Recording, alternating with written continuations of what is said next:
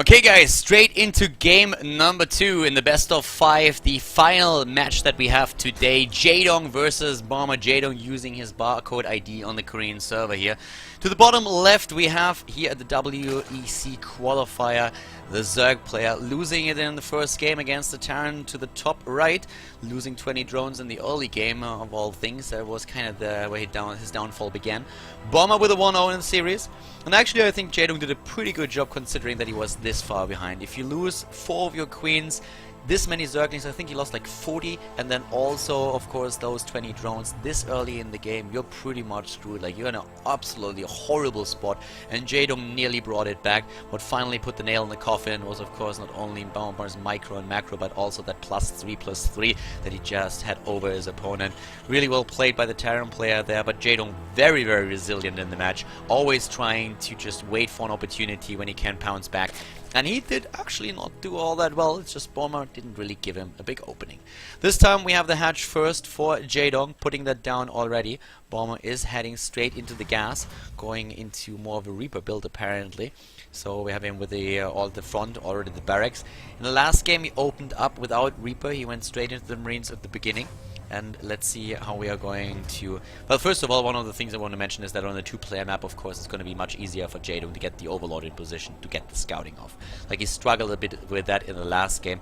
Don't really want to call it struggling, because he could have sent out the second Overlord. He chose to just stay behind with it, and he does the same thing again, and it's just for safety reasons. Safety first, that's exactly what JaeDong does here. Girls are going to love it, because right now we're having him with a good sight on what's going on there, and SCV cannot really sneak past there and then drop maybe a bunker. So he knows that even if there is some kind of proxy play, he will be able to see it. He's not gonna lose to something like that. So I like that move quite a lot. To the left side of the map, what we currently have here is gas, also taking again for JaeDong for the earlier speed.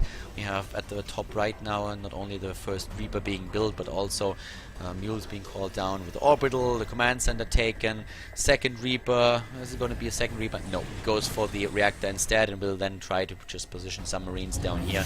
You want to protect this SCV. This SCV is one of the reasons why a few Zerg players will still go into an earlier pool against Terran, just trying to circumvent the Reaper, go straight for the SCV and take it down, delay the expansion for as long as possible, or just on Terran players either go for a few Marines as a defense or leave a second Reaper behind, unless they want to play it greedy.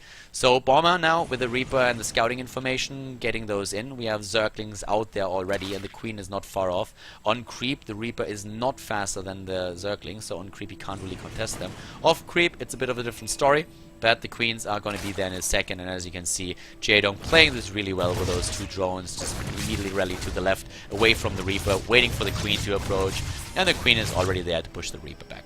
So it's all good in the hood for JaeDong, and to the top for Bomber, it couldn't be better. He gets his command center completely into the game. There are no Zerglings that somehow snuck by, nothing attacks his SCV. So it's not gonna be one of those builds or one of those games where he has to just somehow send more SCVs down, defend against the Zergling run by, anything like it. We've seen Terran players actually lose to that right at the beginning, having to cancel a command center even, or losing several SCVs to a move like that. And if that happens, you might as well just throw the game, because you know that you're going to be so far behind that there is no way you're going to get back into the match unless your opponent screws up later on as well. Early, not super early third base, but pretty at the 6-minute mark. Pretty normal here actually for JaeDong if you want to get that early third out there. Gas has also been used to get that speed upgrade into the game that is now finishing.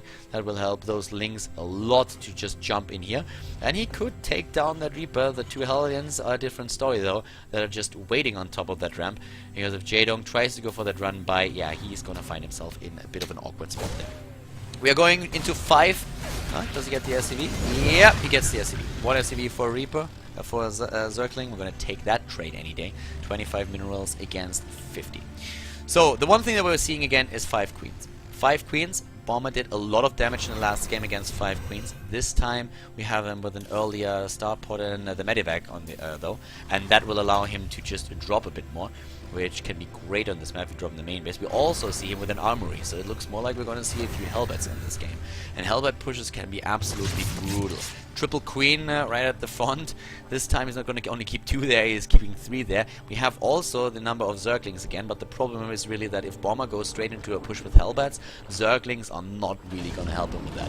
If you get enough Hellbats in and then you just start moving in there with Marines and Hellbats, good luck with Zerglings. Like, that's just not going to cut it. Zerglings are not designed to take down Hellbats, especially when they have a bit of support with the Marines in the back. It just doesn't help. So, we have the Zerglings also rushing into the left. Wow, he gets the Overlord there. So he gets an Overlord, supply blocks the Dong. The Dong is supply block. More Zerglings are being built. He edged those out before the supply block hit.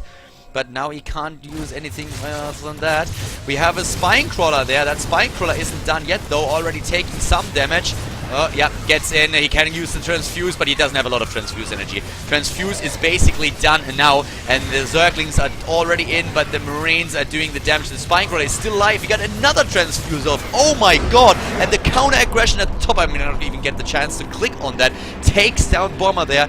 The clutch Transfuse in the end, the Queen just reaching the 50 energy that she needed, gets another Transfuse off, the complete body block there. Oh my god, like he really was able to make that work. I thought he could snipe that a bit faster, and the counter aggression takes down Bomber's economy. Wow. That game was like fast and sweet, with Bomber losing the match, and therefore we have a 1-1 situation with the third game coming up next.